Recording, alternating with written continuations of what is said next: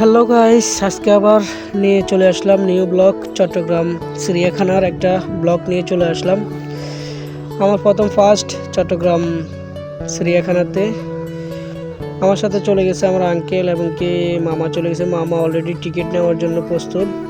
Ticket জনপ্রতি 70 টাকা করে। আপনারা যারা চট্টগ্রাম চিড়িয়াখানাতে যেতে চান, ভিতরে দেখার অনেক দৃশ্য আছে, 70 টাকা টিকিট। প্রথমে আমরা ঢুকে পড়ে একটা পাখির দৃশ্য নিয়ে নিলাম।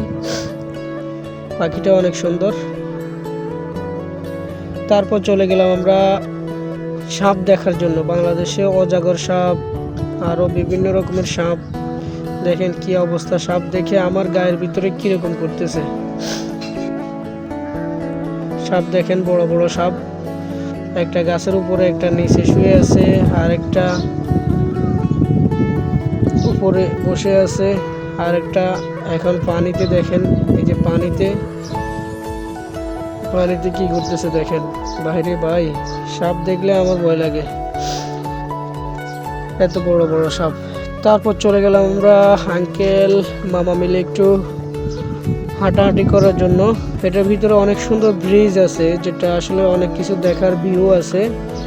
আমাদের ব্লগ যদি ভালো লাগে অবশ্যই লাইক কমেন্ট শেয়ার করে পাশে থাকবেন। প্রতিদিন নিউ ব্লগ আমরা যেখানে ট্যুর করব, অবশ্যই আমাদের ট্যুরগুলোর ব্লগ আপনারা পেয়ে যাবেন। আল্লাহ হাফেজ।